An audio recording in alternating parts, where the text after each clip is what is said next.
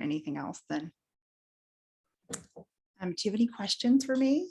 No, you're a great interviewer. Thank you. I try to ask questions that not everybody has asked. Yeah. Because you probably get a lot of the same questions over and over. I do. No, it's terrific. Thank you so much. I'm sorry I can't see you. I know, actually, I'm trying to fix that right now. And I told you that it hates me.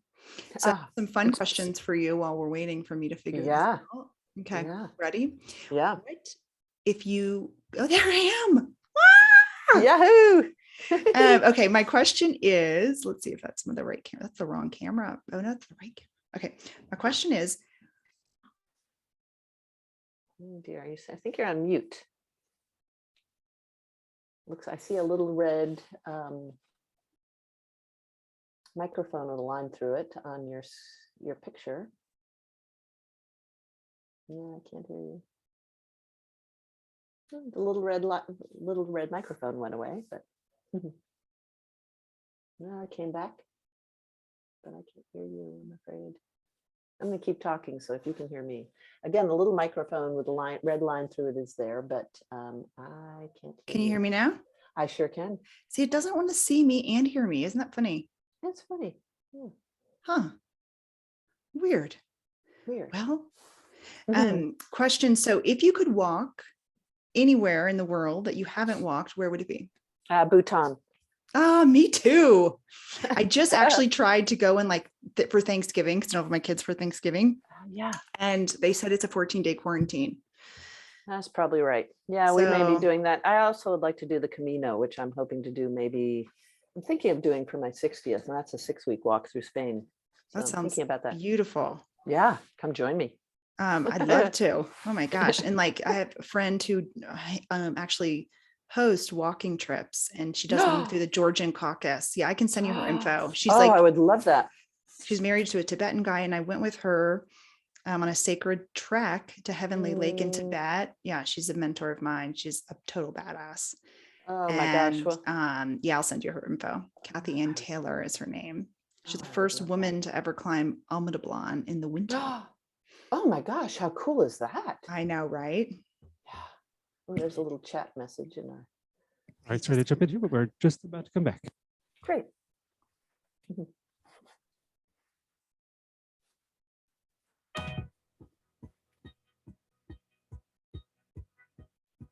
You are listening to Habits for Happiness.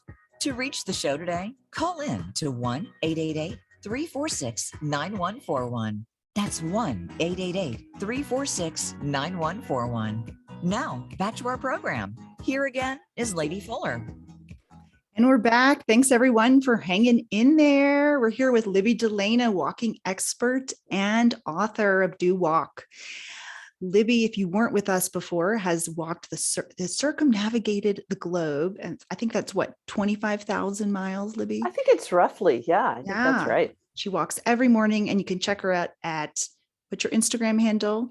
Park here. Yes. And my middle name is Park. I should have, I made it 10 years ago. I didn't know walking was going to be my thing. It should be something walking. So I love that.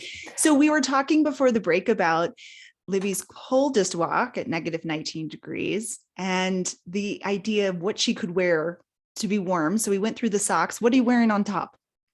Yeah, so I usually wear a pair of leggings, tights, and long underwear, and then over the top is sort of a pair of ski pants. So it's 3 layers, quite honestly. It's leggings, long underwear, and then a pair of ski pants, and then on top, I always wear a lightweight wool long sleeve shirt. So my favorite brand, Icebreaker, love it. And then one of my sort of slightly unusual tools is somebody once said to me, go find potentially at a thrift shop. There's no reason to spend a lot of money on this. Go find an old either wool or large men's cashmere sweater, bring it home, wash it, essentially felt it, and cuts the sleeves off to be short sleeve. And it ends up being the ugliest and the warmest layer ever. I mean, I mean, it's a it's never- vest. It's a yeah, sweater vest. It is, but it's felted. It is so warm. I have two of them. One, I left the sleeves long and I put a little thumb hole in. Now, let me just be clear. Nobody ever sees me in this. I put a big, huge puffy coat. I wear a big, enormous down jacket. I think it's an expedition weight with a hat and a headlamp and the hood up. But I think that felted sweater is the key to all Love of this. this. This is the big takeaway, guys. Yeah, Felted that's right. sweater. I know. So injuries. Have you had any injuries from walking? I think that is one of the most magical aspects of walking. I think any age, again, if we're fortunate to be able-bodied, it is something that anybody can do. So to answer your question, recently I had a little hamstring injury, but it wasn't from walking. I literally did something ridiculous, making a cup of tea. And so it kind of got in the way of my walk. That's a tea injury, Libby. That's not a walking injury. It's just ridiculous. I will say it put a little bit of a damper on my walking, though. It kind of was unfortunate, but no, but I spend a bunch of time with a roller. I roll out my legs, my feet. A very dear friend of mine, Cheryl Richardson, she's an absolute star, has introduced me to, foot massages and rolling out my feet. So I spend some time. I don't just go for a walk and come home, take a shower and get on with the day. I do spend a little time in and around the edges of making sure my feet are feeling okay, my hamstrings. But the short answer is no, I really haven't injured myself. And I feel really fortunate about that. And I hope that stays the case well into my 90s. I may have a walking stick then, but yeah, no. So my dad's Yeah. 84 and he walks about 2 hours a day. Amazing, right? Yeah. And he's in fabulous shape. It's brilliant. But he really, can, show us all the power and sort of youthful nature of walking. That's and I right. want to, for most listeners, most of us really walk less than 1,000 steps a day. And so how can a listener who wants to start a habit of walking, where do they start? Oh, it's such a great question. I think it is start with an intention that this is something that is going to be very nourishing for you. Look at the reason you're doing it. And there's many reasons to do it. For me, it was to be outside. It was to create space. It was to be with friends. It was to problem solve. It was to get grounded. So try and spend a moment figuring out why it is that feels like something that would be meaningful to you. So let's say start with an intention. I believe don't get too caught up in how far, how long. Find a path where you feel safe, where you're inspired by the view, and simply step out the door for the first day. I'd say 15, 20 minutes, and then come back and commit to yourself that you're going to do it 2 times a week, 3 times a week. And then really, quite honestly, just commit to yourself. It's what you talk about finding a way to create a habit. For me, it was useful to say, I'm going to do it every single day for 30 days and not allow myself the opportunity to talk myself out of it. Because I think that little voice, she's really sexy. She's really convincing that will say, oh, you're tired. You're up late. You don't need to go today. The trick is to acknowledge that voice in your head, say, I see you, sister, but you know what? You go back to bed. I'm going for a walk. The way I like to describe it is minimize the distance between waking and walking. So I love that. I just want to stop 1 second, Libby. Minimize the difference between waking and walking. Okay. So that means doing it distance. Yeah. That means doing it first thing, right? For me, it's doing it first thing. I think there's real power in the morning and seeing the community wake up. You don't have to go out when it's dark, but for me, it's getting up early. It's putting my shoes right near the back door. It's having my gear ready to go. If you're someone who's a cup of coffee or cup of tea before, have it laid out, especially in those early days. So what we're trying to do is remove the friction or remove places where that little beautiful voice can convince you that you shouldn't go. And once we reduce that friction, the opportunity is get out of bed, get on your gear, have it ready, have your little sip of cup of tea. I happen to have mine when I come back, and then head out the door. And don't make it so overwhelming that it feels impossible. Again, start with around the block to the end of your driveway, if you're fortunate. Find a friend. I do think the notion of accountability is helpful. Maybe it's just a check on a piece of paper that says I did it. Now have some really beautiful friends in the Instagram ecosystem that every day will post a picture or a story and tag this morning walk. And so we all see each other and we're giving each other high fives. I know. I'm going to announce we're going to do a Habits for Happiness walking challenge. So for listeners, please do 30 walks in 30 days and do hashtag this morning walk. You'll be on Libby's Instagram. Sure so will. Awesome. And it can only be, it could be 5 minutes if someone doesn't have a ton of time. 100%. There is no judgment in any of this, only the opportunity to really do something for yourself, create space to nourish, all parts of you.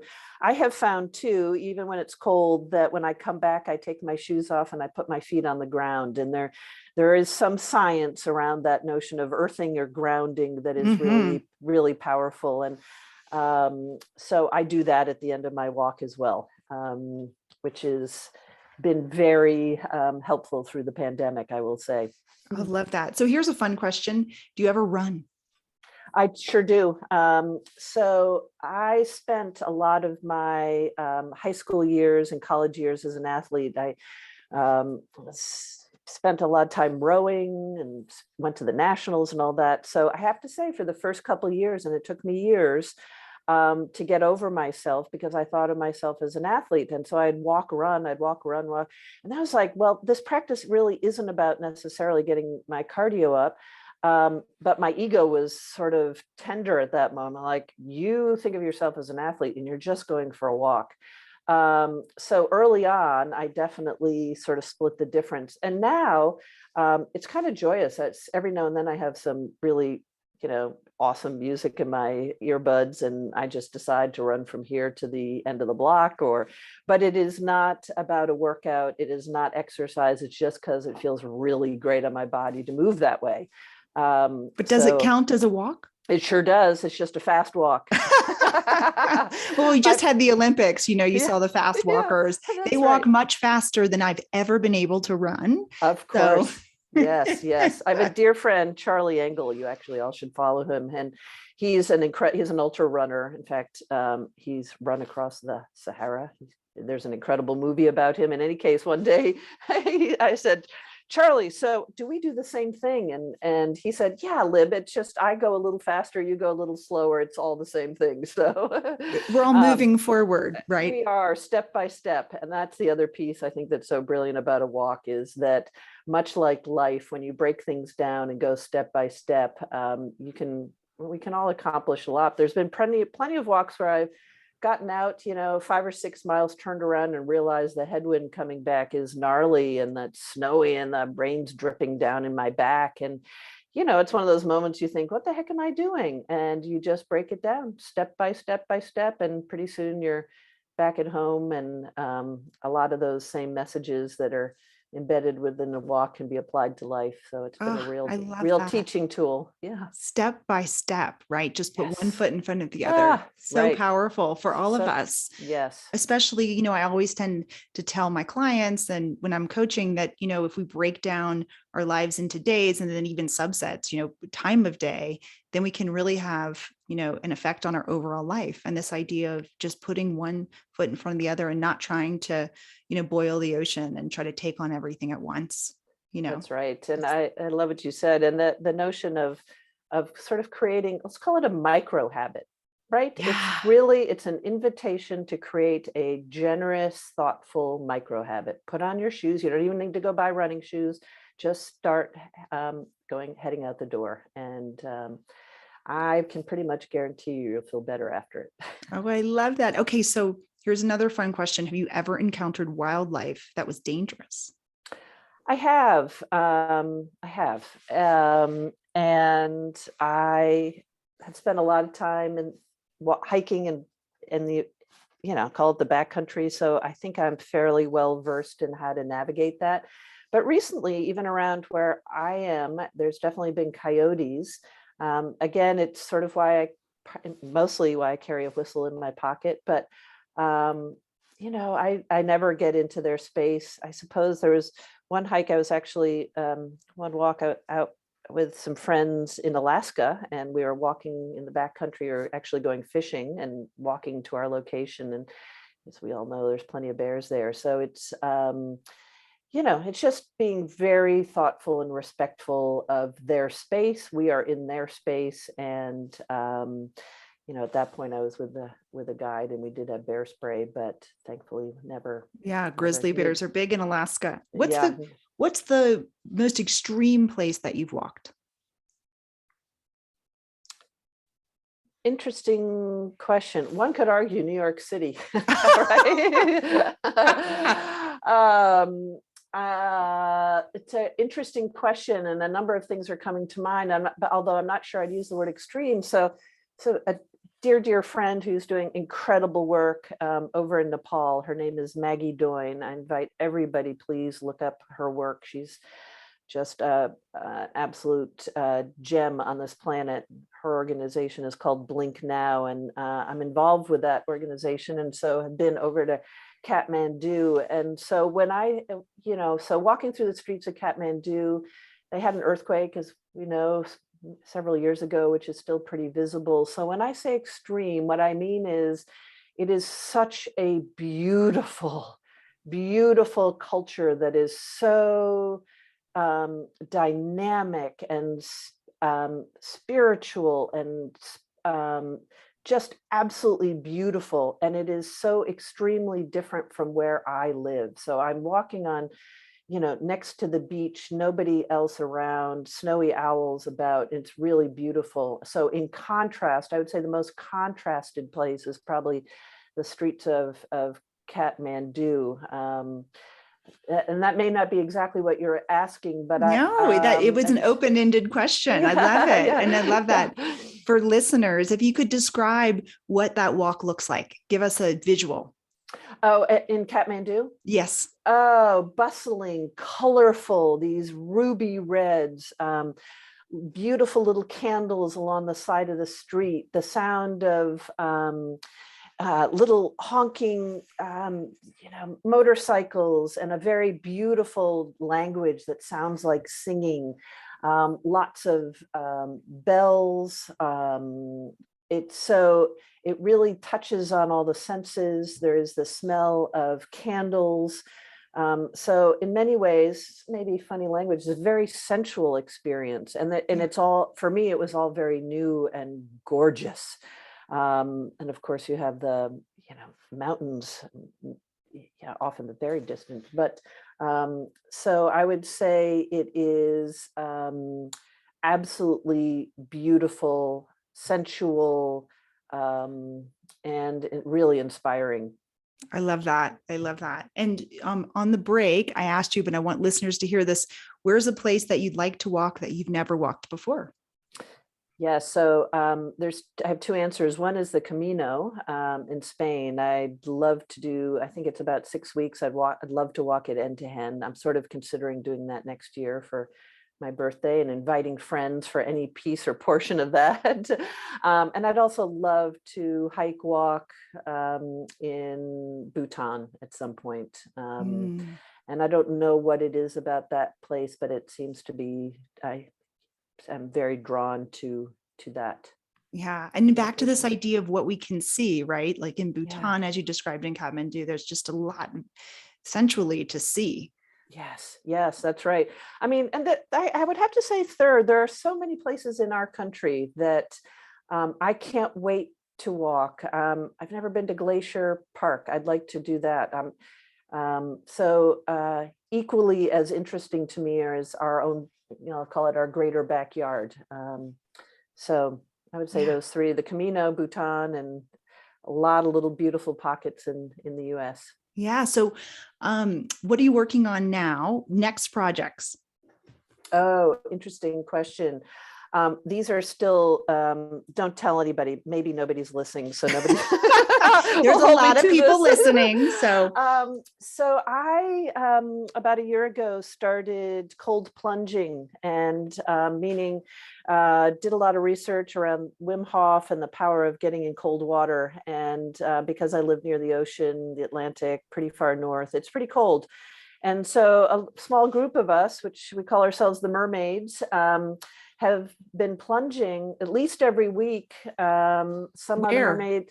are you Right, plunging? yeah, right up here on the coast, right off the beach. I happen to live in Newburyport, Massachusetts, which is right near the New Hampshire border and near the Merrimack River. And we get in the water, and we've been getting in the water pretty regularly for this past year. There were days when we had to move the ice out of the way. Oh my goodness. When it becomes -19, you might not be doing that anymore. Well, I think we might. In any case, so we've been talking about putting together, each of us writing a chapter and putting together a little sort of collection of essays on the power of what we've learned in that.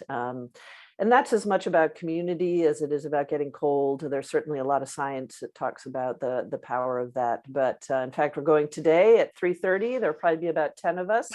And I think we'll Become probably— the Forrest Gump of cold plunging. I think we'll probably be in the water for—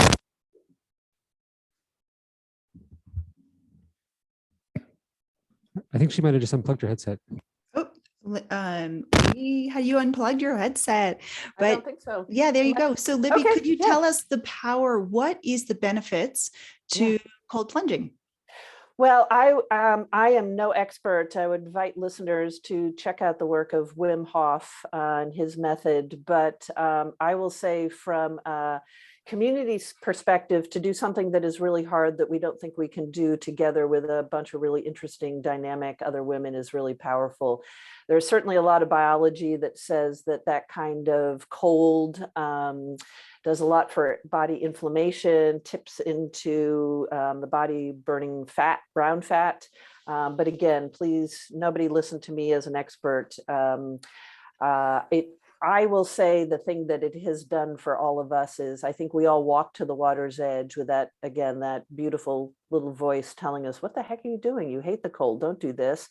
And then to step in the water together, we often walk in the water holding hands. Oh, I love this visual for people. Yeah, and then we sort of wait at our waist height, and then we go down to shoulder height.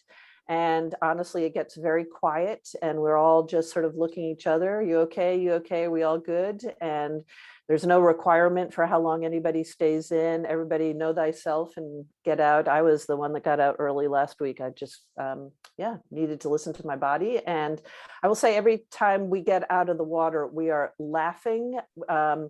We now say this is what female joy looks like, because we get out of the water, we are laughing. It's like every bit of dopamine is coursing through our bodies. We're really proud of ourselves. Yeah, and this is like just something people can do in nature, right? Or Yes, obviously, yes. Be careful. You certainly want to Yes, know what you're 100%. doing.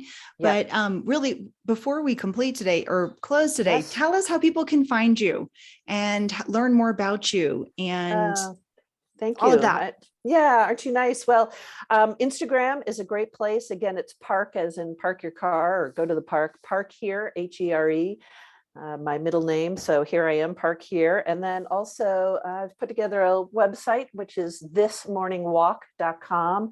And not only are there events listed, but there's also a whole resources tab where I really try and collect thoughtful, interesting articles that are written about the power of walking and the power of making it a habit. So there's some of my writing there. There's a link to be able to buy the book, but there's also resources. There's been a lot written in the last 18 months about how powerful a walk can be. So those are two really beautiful places to reach out. And I'd love to hear from everybody. And if you go for a walk, tag This Morning Walk. I'd love to see it. I love this idea of setting aside 30 days and doing a walk a day for 30 days. Can only be 5 minutes. Absolutely. And hashtag This Morning Walk. And we can continue the conversation for everyone on our Facebook group at Habits for Happiness. Make sure you check out Libby.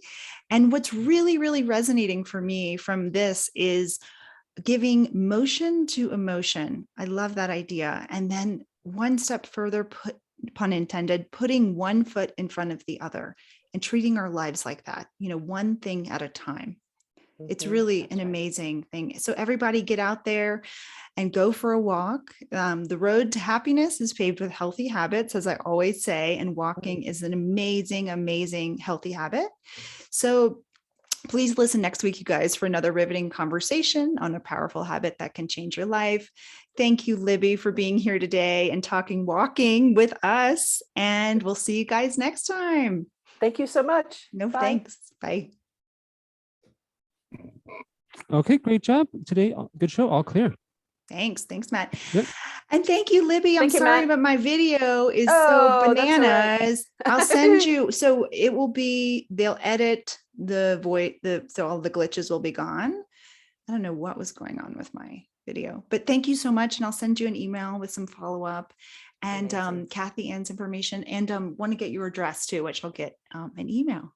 But if you're Oh, ever amazing. in Aspen, Oh my gosh, I look me will. up. We'll go alpine laking. Oh, I would love it. That would absolutely, yes, I would absolutely love it. And thank you so much for asking me. I'm really Of honored. And it was a course. great conversation. It was so great. And I hope I asked you some questions. My goal is always to ask you questions that no one else is asking. You did, absolutely did. It was wonderful. Thank you for that. Thanks so much and have a wonderful day, Libby. I sure will. Bye. Okay, bye.